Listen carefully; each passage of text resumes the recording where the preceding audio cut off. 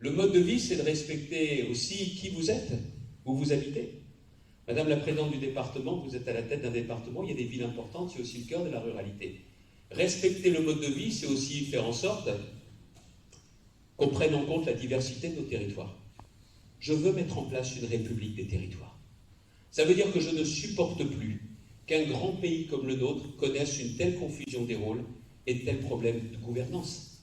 Aujourd'hui, les ministères, le président de la République s'occupe de tout.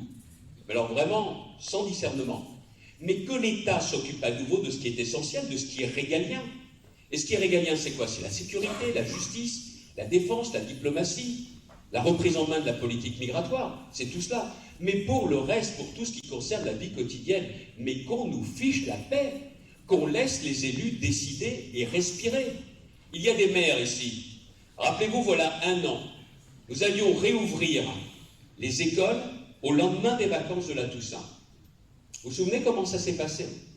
Vous avez reçu le vendredi, pour le lundi, une notice d'une 50aine de pages vous disant exactement comment vous deviez faire. Là où nous avions besoin de 2 ou 3 pages, tout simplement pour nous dire quelle était la distance et quels étaient les événements épidémiologiques à connaître. 50 pages. Moi-même, président de région, Madame la Présidente, vous avez dû recevoir exactement la même chose, parce que nous gérons les lycées, donc les cantines, les collèges, vous et aussi les cantines. 56 pages.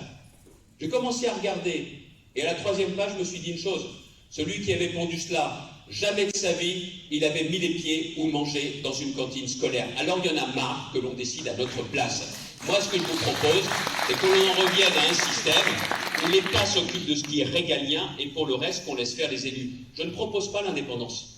Je veux davantage d'autonomie, de liberté, mais aussi de responsabilité.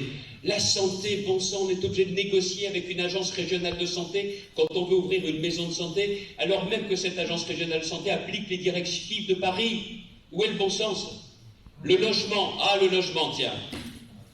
Voilà maintenant qu'on est en train de vous dire que la façon dont vous vivez n'est pas la bonne. Mesdames et messieurs, le pavillon avec terrain individuel, il paraît que c'est ringard et que vos enfants ne pourront plus vivre de la même façon. Que la ministre du Logement nous fiche la paix, elle vit en immeuble si elle veut, mais elle n'impose pas aux Français leur mode de vie. Voilà exactement ce avec quoi je veux mettre un terme.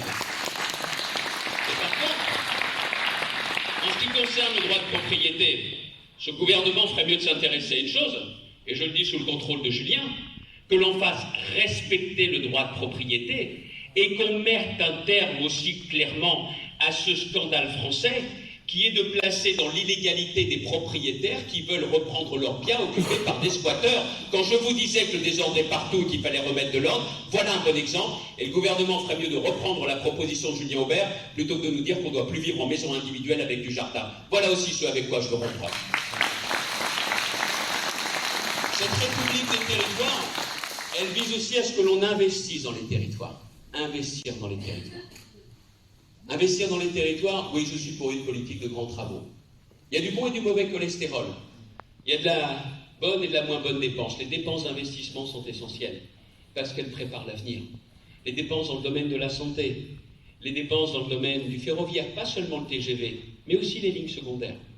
Les dépenses dans l'eau, l'assainissement, la fibre, c'est aussi essentiel. Je le dis devant un ancien sénateur, Alain, je le dis devant un sénateur.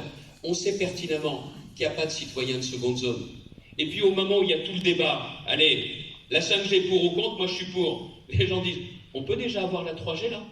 Moi je suis chez ma sœur, c'est pas dans le département, c'est encore dans les Bouches-du-Rhône, elle est à Graveson. Mais c'est impossible, je ne sais pas comment les gens font. Donc on a quand même juste envie de renverser la table. Vous êtes à l'intérieur, vous avez la Wi-Fi, d'accord?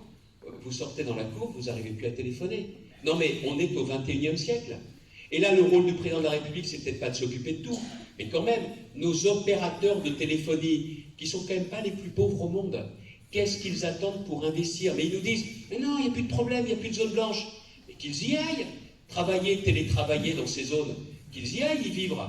Si on continue à avoir une France à plusieurs vitesses, vous croyez que les Français vont accepter ça naturellement, tranquillement? Ils ont envie de se révolter. Le rôle du président, c'est aussi d'apporter des réponses à chacun, et de faire en sorte que là où vous vivez, il n'y ait pas de citoyens de seconde zone. Voilà à quoi servira la République des territoires, de redonner confiance et de l'espoir là où on a décidé d'habiter, que ce soit au cœur d'Avignon dans des villes moyennes, des bourgs-centres ou dans la ruralité. Il y a enfin un sujet